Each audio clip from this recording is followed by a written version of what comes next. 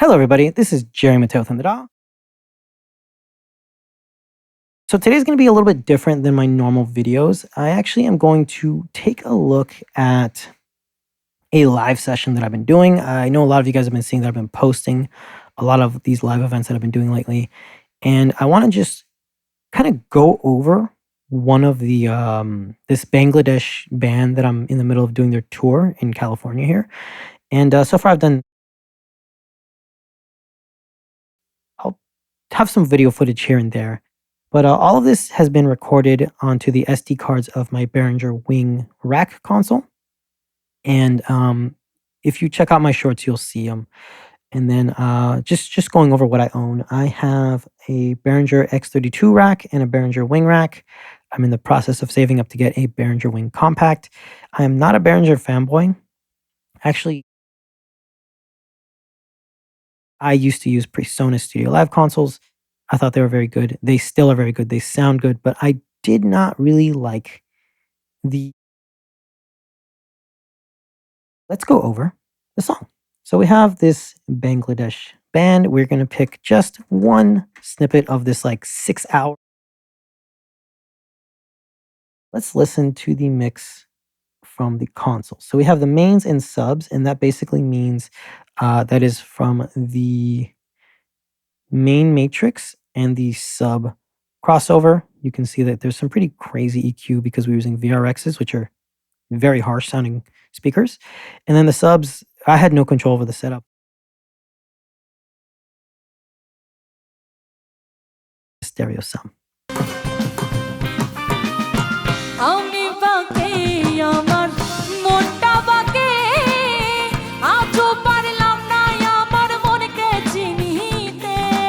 So that was after the processing and everything and the deharshing and the demudding, right?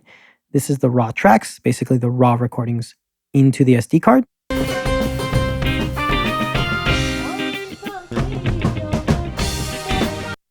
And then now we're going to listen and look at my mix that I did for front of house on the Behringer Wing rack. So I use a touchscreen to control my Behringer Wing rack.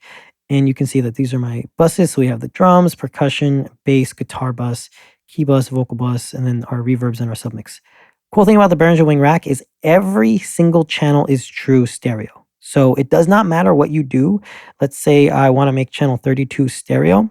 What's a problem with the X32 and the Midas M32 is if you make something stereo, let's say 31 and 32, it loses that extra channel. Now these two channels will be left and right, and you lose inputs. The same thing happens with Allen and Heath and their SQ series and anything under it.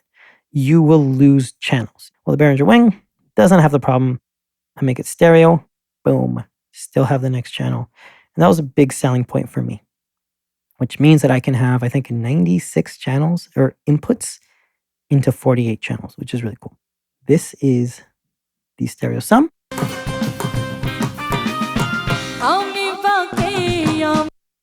Here's the raw channels.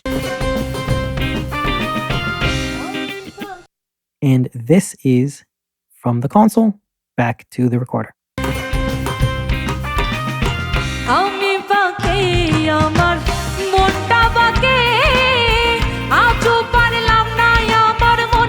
So pretty good.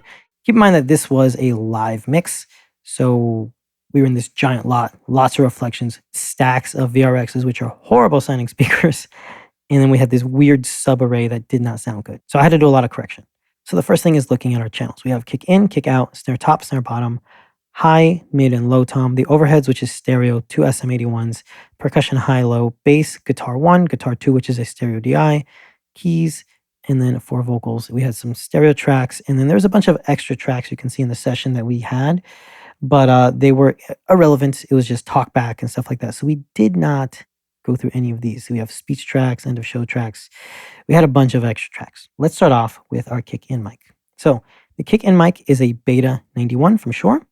And we did have an issue. The guy who provided the microphones, the speakers and everything, provided broken microphones. So the Beta 91 sounded like this.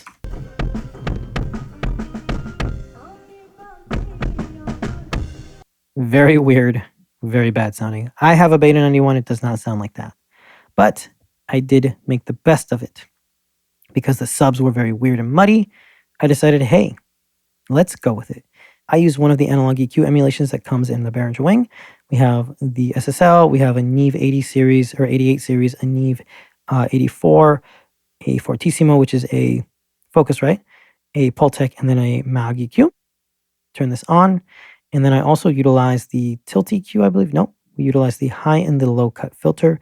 This gives you 6, 12, 18, and 24 dB octave slopes. And then the high cut is 6 and 12.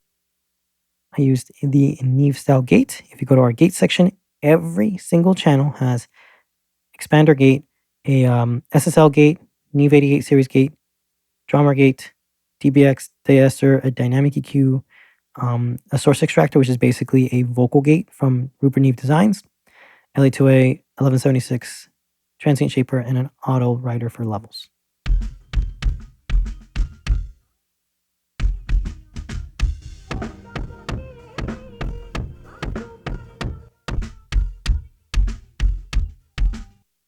So it almost becomes usable. It doesn't sound amazing, but it does sound usable. It now becomes this kind of low end thump and this high end click. Let's listen to the inside kick mic, which is a Beta 52. Pretty good mic.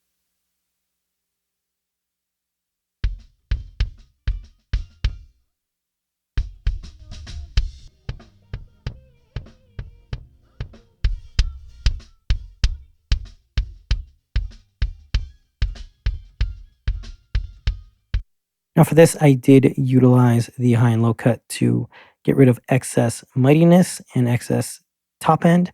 I used the Focusrite EQ, and as you see, I kind of cut the mid-range, boosted the lows and highs, and combining this with the inside and outside kick actually sounded really good.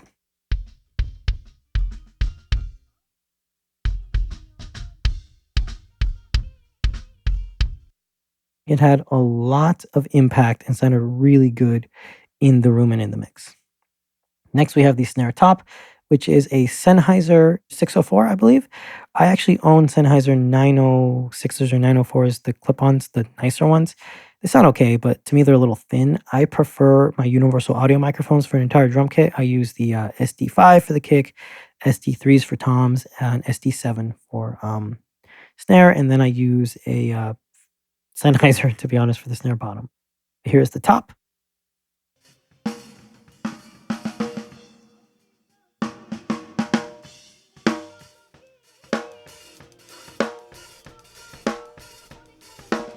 So you can hear the Sennheiser is very thin sounding, right? So to correct this, and because of all the bleed, we're using the source extractor, the PSE 545. This is an emulation of a Rupert Neve Design 545 500 series noise gate. It is specifically tailored to vocals, and it is an amazing way of getting rid of feedback. But it's also really good on snare.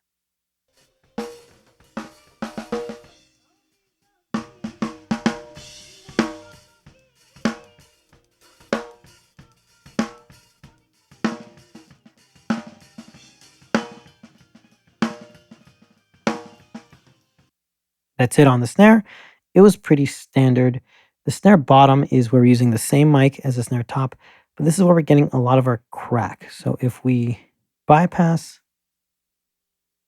all the processing,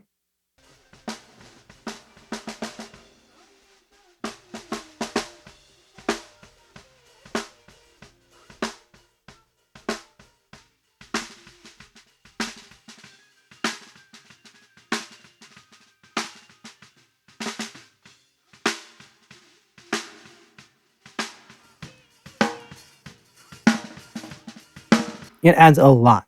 Now, one thing to keep in mind is in the original session when I, did this mix, I made sure to invert the phase on my input section. So when you go to routing, you can actually invert the phase or the polarity per channel. And because of that, it was recorded with the inverted phase, so I don't have to do it after. But if you ever use a snare top and bottom, you always have to invert the phase. It will protect you from getting a weird thin sounding snare. Next, we have the overheads, which is just a stereo overhead right here. And for this, I just utilized a little bit of low cut and some EQ.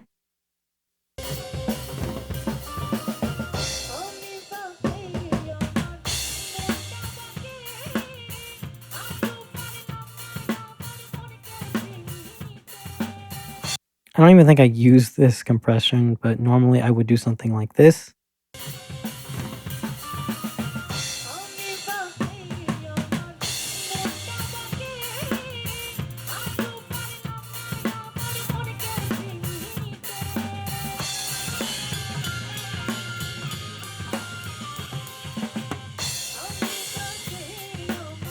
That'd be something I do. I just do a heavy, crazy compression with an 1176 and then do it in parallel. In this case, I didn't. I just didn't really feel like messing with it. I thought it sounded fine. And then for the toms, we used Dynamic microphones. Keep in mind that I did not have any say in this at all. I do not like Dynamic tom mics. I think they sound horrible. And I actually am not a fan of the Sennheiser ones. I like the metal ones, the 904s, I think, or the 904s. They sound okay. But like I said, for all my recordings you guys have heard in the past, everything is done using universal audio mics. They sound amazing. They sound very flat and very pleasing and easy to use. And that's because they're designed to go through their modeling software. I do not use a modeling software unless I'm doing the after mix, especially because you can't really use them live unless you have a Apollo Dante. But I was not a fan of these tom mics. And honestly, that's kind of how they sounded from the Dynamic mic. It just sounded like a weird noise. So they had a lot of resonance and they just trailed out and fed back a lot. So we did a transient designer. Every single gate and compressor has a SPL transient designer. A lot of EQ to get rid of unwanted resonance because Dynamic mics sound horrible. And then the source extractor with an LA2A combo just to make it kind of be a little bit less noisy. We're going to just move on because I did not like the toms. This upcoming event that we have in a couple weeks, I'm going to talk to them about using my microphones because I was just not happy.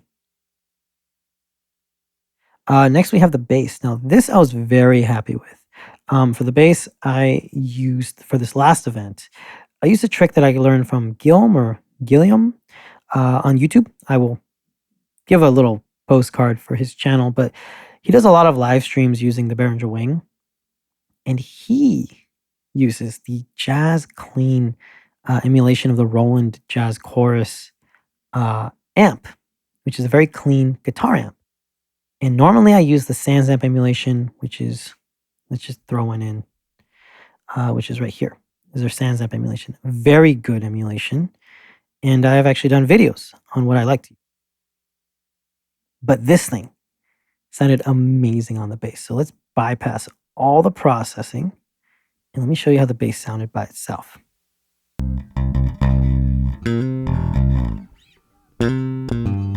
So very good DI. In the mix,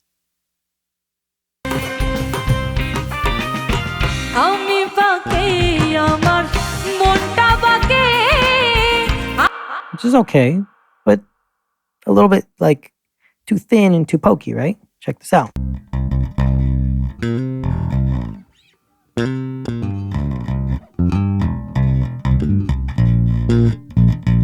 So that sounds a lot better.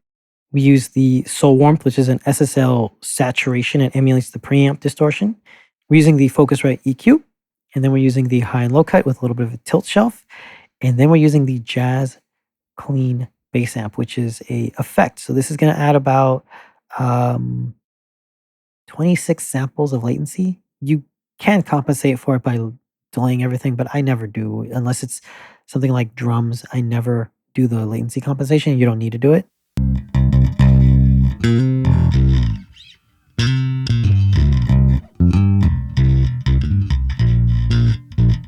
You add a very heavily compressed distressor emulation, which you see all the ones that we have, 2 DBXs, a drummer, a Focusrite Red, a SSL channel and bus compressor, a Neve 33609, a Elysia, I forgot what compressor this is. I love this thing on Plugin Alliance. 1176, LA2A, Fairchild distressor, API bus compressor, a Summit Audio compressor, transient designer, and a vocal writer. But listen to this. Now that doesn't sound good to you, right? But listen in the mix. আমার মনটা বাকে আজও পারলাম না আমার মনকে চিনিতে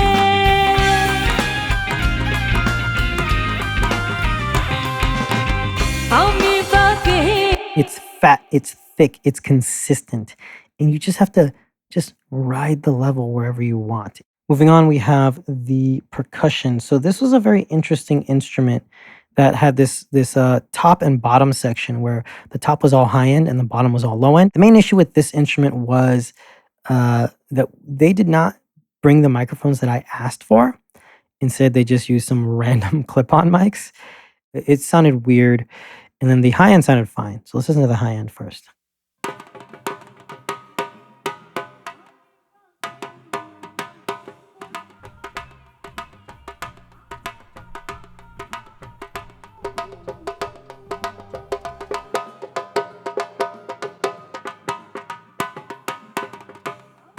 So we just had to get rid of a lot of resonances, and it sounded fine. The low end, though, I couldn't save it, and I really did not like the way it sounded.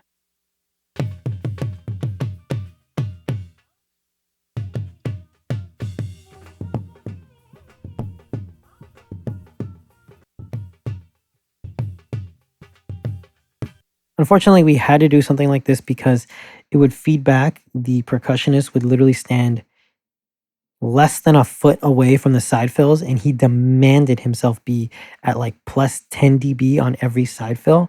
So it was just either feedback or just take him out, take out all the frequencies. For the keyboards, very simple.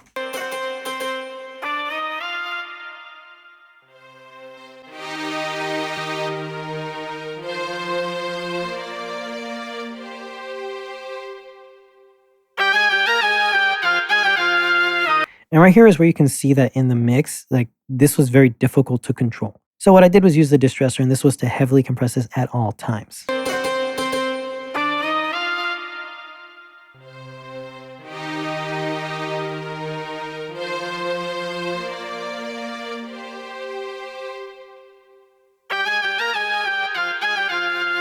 Sounds good. The next thing is something was wrong with the keyboard's outputs. We swapped DIs, we swapped cables, we did all this stuff, and one side was always lopsided. So a cool thing with the Behringer Wing is if you make a channel stereo or mid-side, you have a balance control, meaning that it'll kind of control the gain on the left and right side. And this will allow us to make it a fit, phantom center.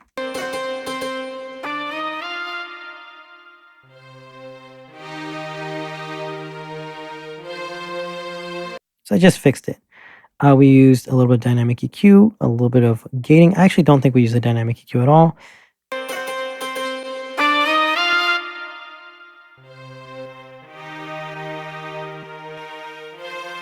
And then the final thing that I did was I utilized the Velvet Imager. This is a special effect you have on the static or normal effects section, where you have like graphic EQs, you have speaker stuff, you have multiband compressors, dynamic EQs, de-essers, harmonic exciters, stuff like that.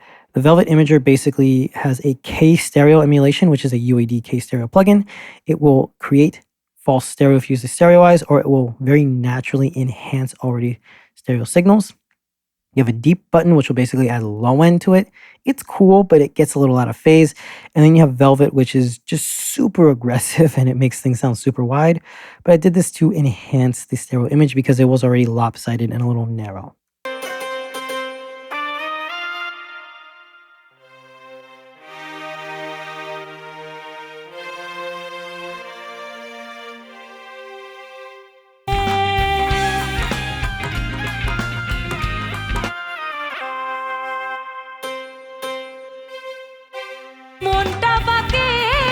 Pretty cool, right? Moving on to the guitar, this was a little interesting. The guitar player went through his amp sim into a Fender amp, and in the house, it did not sound very good, even though it sounded okay in the recording. It's just VRXs don't sound very good. So for this signal flow, we'll bypass all of the effects and listen to it.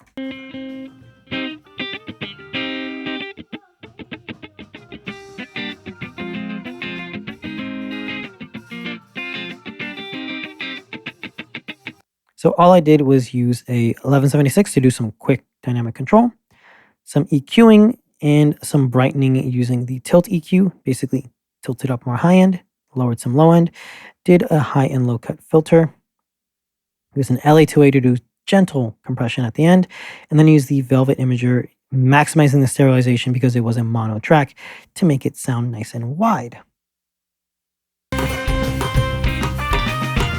আমি বাঁকে আমার মনটা বাঁকে আজও পারলাম না আমার মনকে চিনিতে This can be blended in and out. This is usually a very dynamic thing that I do in the mix. I will automate this in and out, but I think it did a pretty good job. Now, next we have the female vocal. And for this, we're going to bring down this because I don't want this clip, but let's take a listen. আমি বাঁকে আমার মনটা বাঁকে আজও পারে Still came very close to clipping, but let's take a look. So if we take off the delay, reverb, and effects, the first thing I did was I utilized a combinator thing. So the combiner to get some noise gating in, আমি বাঁকে right? Cleans it up. Then we're using the vintage channel strip. Now this is one of the effect slots that we have. This is going to give me an LA2A, an 1176 first, LA2A, and then a Pultec. আমি বাঁকে আমার মনটা বাঁকে Giving me a lot of dynamic control. We're going to have a dynamic EQ to do de-essing, and then we're going to have an EQ, and we're going to utilize the low cut and the tilt to make it brighter. And then we're going to have a pitch correction at a small amount with a relatively fast speed to kind of push things back in. আমি বাঁকে আমার মনটা বাঁকে And then if we take this back in the mix, আমি বাঁকে আমার মনটা বাঁকে and then we turn on the effects, it sounds very good. আমি বাঁকে আমার মনটা বাঁকে আজও পারলাম না আমার মনকে চিনিতে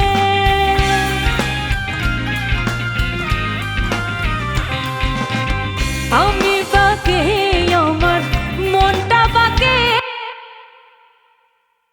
And there you have it. Now, keep in mind that there's lots of things that I would personally change or that I would do differently, especially because this was made for a live environment, a live show. So a lot of the EQs and the compression moves that I did were for the use of a very harsh system. A VRX system is a very harsh system. It doesn't sound the best, but it is very usable, especially when you have to consider all of the processing you have to do on the mix bus. So if I show you my matrix, you can see that this is all harsh frequencies that the VRXs has because of the room and the way they were doing it, or the blacktop and everything. And I was getting some mud. I had to do a little bit of graphic EQ, and then for the subs, because it was so weirdly designed, they didn't actually have a lot of push because they were in and out of phase, and we didn't have time to fix it. I just use Psycho Bass, which is a R bass essentially emulation. It uses harmonics to increase the perceived sound of low end by adding upper harmonics. So set this to like 60 or whatever, and you add a little bit of bass gain and intensity, and it makes things sound thicker without destroying your subs. All this came to a pretty decent mix, and it comes to the point of why I'm doing this video. You guys have actually been really liking the content I've been posting on my shorts. People have been asking questions. I've been getting like thousands of views in like a week, which is pretty cool, getting like 5,000 views in a week. But I thought it'd be cool just taking a quick look and seeing how I like to mesh studio and live world. I do live sound for a living. I do it usually about 3 days or more a week. Lots of times I'm on tour or I'm out of town doing events, which is why I don't post that often, because I'm either taking care of my kids. My daughter just turned 7, out of town celebrating her birthday. My son had a birthday before that. And for those of you who do know, I have owned 2 Apollo X8Ps and an Apollo Twin X for many years, and I have actually been pretty unsatisfied with the sound quality of them. I think that the sound quality I'm getting on this digital console is leagues above what I was getting with a very expensive interface that when I bought it brand new was $5,000. And I just want to keep you in the loop of the mindset that the studio world has been trailing far behind in the live sound world for many years. My little brother and I used to do commercials together when he was still alive. We did, I think, 2 or 3 Super Bowl commercials. The last one we did was actually one where he produced it and we released it from his company. We did all of that using an X Air, a Behringer X Air 18. The entire commercial was recorded on that. I did all the sound effects, the sound design, all of it was recorded here. Just like using like cards and springs and my daughter's toys when she was like a couple years old. It was really cool. And it got a lot of praise and we got a lot of money off of that. But I have done entire 32 channel recordings using a Behringer X32, which is what I have. I've had that for like about 10 years. And I use that for a lot of live sound stuff. I've actually done festivals where we have 5,000 plus people, all on an X32 rack unit. It's not the best console, doesn't sound the best, but it does a lot. And it's a lot more powerful than any digital interface I've bought. When I upgraded into my Wing, the first thing that I noticed was everything in there was using Midas Pro parts. No Midas design, no Behringer this, no whatever. It's all on the Pro series, which is really cool. The only difference is that now Midas has their HD96 and HD96 Air, which is so much better, but that's $40,000. But my console that has 24 inputs, 8 outputs, just natively, right? Came with a SD card recorder that can do 64 channels of recording. I can show you that right now. 64 channels of anything from any source. I also have an internal Dante card that does 64 channels of Dante. And you can see my voiceover. Hey, what's up? I can do 48 channels of recording via USB in and out. And all of this can be done at the exact same time. If I want to get rid of the SD card recorder, I can get a Wave Sound Grid and do 64 channels in and out of that.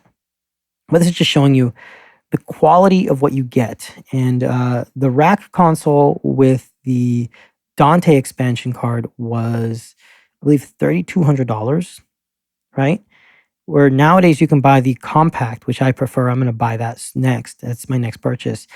Is $2,700 plus the $500 for the Dante card. Be almost the same price, to be honest. The tariffs really mess with stuff. But look at this. You get analog emulations on every single channel. You get 48 stereo channels, which means it's like 96 channels inputs as far as you want to go that you can use. And you don't lose any channels by making a channel stereo. That's a big thing. And it makes you think, because my Apollos, they created a Dante Apollo that had 16 channels in and out for, what was it, $5,000, $4,000 when it came out. I was actually going to buy it. I was going to buy it. And then I tried using my Nook that I now use to control my console. And I got the same latency via Dante with more channels on a $600 Nook. It was ridiculous. So something to keep in mind is the live sound world has a bigger budget than the studios ever have.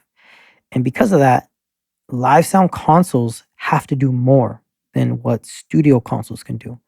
Unless you're buying an SSL or a Neve console, and I'm talking about their analog consoles, you are not getting the best bang for buck. Focusrite, their RedNet series is very good, but is very expensive and very limited for what you can do. But keep in mind that because they're using Dante, and if you get something like a PCIe card, you're getting almost real time with less than a couple milliseconds of latency round trip for hundreds of channels. That's one of the few examples where I say that it is worth it. If you're buying an Apollo, as much as I love them, I sold them. I don't have Apollos anymore. And it's because the quality wasn't there compared to a Behringer console. If you are someone who's looking for a high quality interface that's going to give you a lot of bang for buck and last for a very long time and be able to make you money in the future, I would say start taking a look at digital consoles. Look at what's coming out now, seeing what's going on and seeing the reviews. Listen to everything and then get a demo unit. Go check them out. Go to your local store. Because companies like PreSonus just came out with their new Studio Live console. They've had Series 3, they've had the SC, I think it's the SX now. Whatever it is, They've upgraded some stuff. It's a little bit more compatible. You get 32 channels via USB, 32 channels via AVB. If you're on a Mac, that works. If you're on a PC, that doesn't work. The only issue is Dante is not really on the table unless you're going to buy a bunch of converters that only give you 16 channels. The only difference is Studio Lives have amazing preamps. I don't care what anybody says. There's lots of PreSonus haters out there. I don't use a PreSonus console anymore. I did for years. I had 2 of them. Actually, 4. When I think about it, I had 4 PreSonus consoles. And I don't use them anymore. I don't think they're that great. But I do think that the quality as a studio console is very high. Whereas something like an X32 doesn't sound as good, but is a little bit more flexible and has more options and expandability. Personally, I would go for an X32 because you just get a Dante card and connect that to a network and connect to any other thing too. If you get something in a budget of less than $800, get an X-Air 18, the tabletop version. Dude, 18 channels in and out via USB. You get a live mixer with graphic EQs, effects, real time. You could do an event for a small band, charge them $500 and make $500 every other day, right? Boom. Let's say you do that twice a week. You make $1,000 a week just spending like 10 hours of your day in a week. That's a pretty good investment with a good return. If you are making money in music, then spend the money and invest in something. My friend Derek Olds, Best Sound LA, his artist name is Derek Love. He has an X32. He's been doing it for years. Him and I do festivals where he does in-ear monitors with the X32. And if he needs a Dante system, like I'll use a DM7 or something like a D Live, and we're going via Dante, I just bring my X32 or my Wing and he just connects via Dante. Boom. He's got the monitor mixes. I got the front of house. For the more high-end stuff, the good stuff, the nice stuff, I say the minimum to get for something that's going to have a high track count, like 32 channels and up, an X32. X32 rack with a stage box. You're going to have 32 in, 16 out, plus the 6 in and out via aux outs. So you get a lot. You get a high channel count, a high in and out, and you can do lots of inserts, right? Going above that in quality would be, honestly, a PreSonus console. The PreSonus Studio Live has an amazing sound for studio. Not the best for live, not as flexible for live, not as great sounding because of the effects and stuff, but it is a better sounding console when you record it. Above that, I would say the Behringer Wing. The Behringer Wing, as much as it makes me sound like a fanboy because everyone loves this thing and people hate on the fact that this thing is loved, it's because it is the best console for the price with the most power that has come out in years. Behringer redid everything. They did not do what Allen and Heath does, where they get the same technology and they just slap it on a cheaper console and they limit it. Allen and Heath, their D Live and their Advantis are amazing, but their SQ series consoles are old and they kind of have a lot less flexibility. If I want to make channel 31 stereo, I also lose 32. And on any Allen and Heath console, if I do want to make it stereo, I have to go into the sub menu, go like here, go into setup and whatever, and then it resets. It soft resets the console for 30 seconds to a minute. And this happens on every show. And if anything crucial happens, I can't do anything. If I want to add a Dante card, that's $1,100. If I want to add a stage box, that's like $1,000. If I want to add an 1176 and an LA2A and a de-esser, that's $800. So an SQ5, honestly, it's off the table for affordability.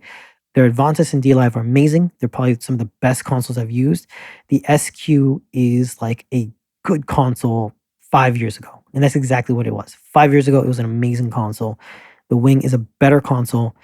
The new QU is okay. I would still use a Studio Live over the QU because the Studio Live at least has different plugin emulations and stuff that you can get a better sound out of. But the QU is probably a better sounding console because of the higher quality converters. But I think this is worth your time to take a look at. Look at the specs. Look at the investment. Think about what you can do. If you're not making money in sound and you're trying to really give your life to it, I think it's a worthwhile investment to be like, hey, maybe I should get a digital console that can do multi-track recording and I can sell my services later on. If you are making a full-time job in this, buy whatever interface you want. I have a ton of analog gear and I use it for a reason. It depends on what you want to do, but in my opinion, it's always better to have more hats that you can do. Like I said, I do commercials, I do sound design, I do recording for bands, I do live sound. And all this means that my kids get to have a full time mom that stays at home. I'm the only one who has to work. And yeah, it's hard work and I'm always busy and I'm always tired, but I'm making a living. And that's because I'm willing to be like, hey, I don't want to just have an Apollo or I don't want to just have this. I'm willing to put in work, buy something, learn something, and use it as a material to grow. That's my hot take. It might not be popular, but I think it is a legitimate thing to think about. Anyway, that's going to be it for this video. This is Jeremy Toth in the Da. I'll see you guys later. It's super late. It's like 4 a.m. right now. I've been recording for hours. Bye.